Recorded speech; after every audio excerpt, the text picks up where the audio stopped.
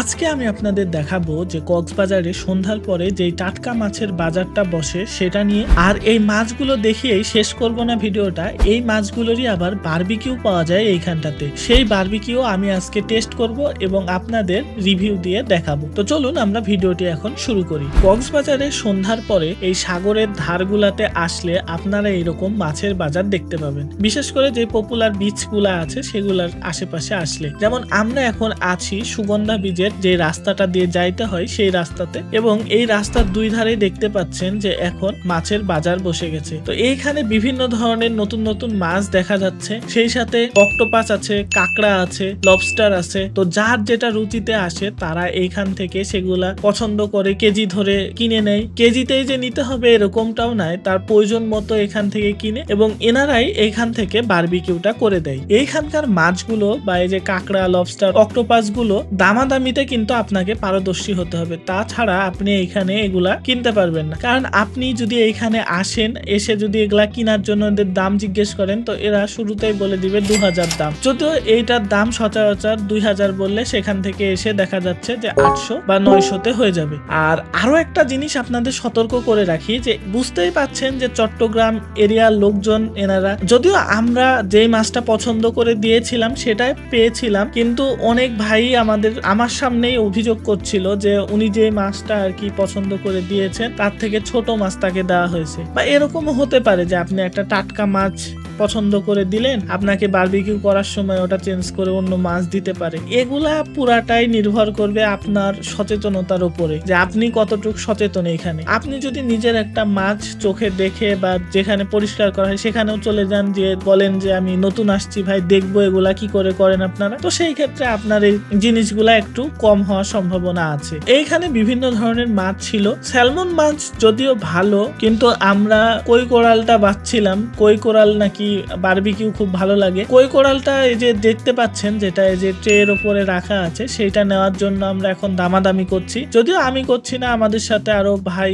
ব্রাদাররা ছিল, তারা দামাদামি করছে। তো যাই হোক, আমাদের এই মাছটার দাম পড়ে 1000 টাকা। আর বুঝতেই পাচ্ছেন এই যে ভাই এখন একটু পাম টাম আর কি দিচ্ছে। তো এই পামে তো জানেন আমি ফুলবো না, তো একটু শুনেন আপনারা, পাম দিক ভাই। আর ভাই যদি এই ভিডিওটা দেখেন, ভাই আমারে কিন্তু বলে দিয়েছিল যে ভিডিও করে নাকি ওনাকে ভাইরাল করে দিয়ে যে ইউটিউবার আর কি দিছে, সে মুনাফা নিচ্ছে, ভাইয়ের কোনো লাভ হয়নি। তো ভাই আমি আপনাকে ভাইরাল করব না, আমি আপনার মুখে একটা মাস্ক তো লাগাই দিছি, কেউ আপনাকে আর দেখতে পাবে না।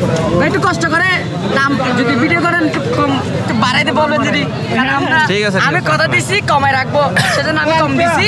কিন্তু ভিডিওতে বলবেন না এই দাম একটু বাড়াই বলবেন, আমাদের দিকে তাকাই। আচ্ছা 500 দিলাম, রান্না শেষে 500। নালে আপনার ভিডিও দেখে আসে বলবেন ভিডিও দেখলাম কমে দিয়ে দিয়েছেন, এটা কেন কমছে? আরে 500 টাকা বলবেন, 500 টাকা দিচ্ছি।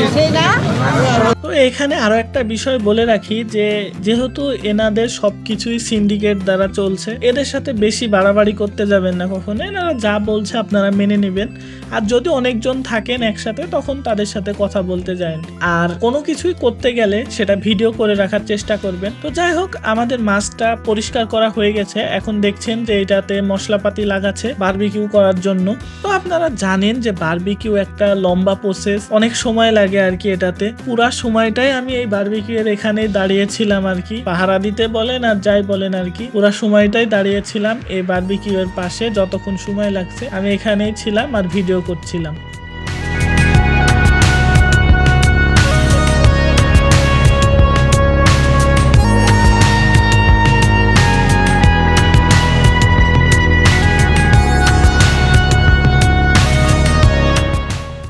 বারবিকিউ করা অবস্থাতে এনাদের যে মশলাগুলা ছিল কিছুক্ষণ পর পরই উল্টিয়ে দিচ্ছিলেন, আর এই মশলাগুলা দিচ্ছিল এই মাছের গায়ে। প্রায় 40 মিনিটের মতো আর কি সময় লাগে মাছটা পুরো বারবিকিউ হতে। তো এখন দেখতে পাচ্ছেন যে এইখানে একসাথে 2টা মাছ আর কি বারবিকিউ করা হচ্ছে। তো এখানকার পাশের যে বড়টা সেটা আমাদের, আর ছোট যেটা সেটা হয়তো অন্য কারো।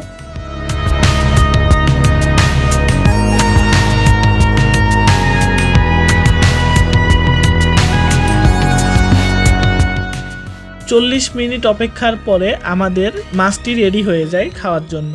তো আপনাদের একটা কথা বলি যে যেহেতু বড় মাছ বারবিকিউ এর স্বাদ কিন্তু খুবই ভালো ছিল, কিন্তু যেহেতু সামুদ্রিক মাছ আশা করছিলাম যে একটু লবণের পরিমাণটা মনে হয় যে ঠিকঠাক থাকবে। এনারাও যদিও লবণ একটু কম প্রয়োগ করে বারবিকিউ করার সময় এদের মশলাতে, তো যদি মশলাটা আর কি একটু বেশি সময় নিয়ে আর কি মেরিনেট করে রেখে তারপর বারবিকিউ করা হতো, এই মাছের স্বাদ আরো 100 গুণ বেড়ে যেত, এটাতে কোনো সন্দেহ নেই।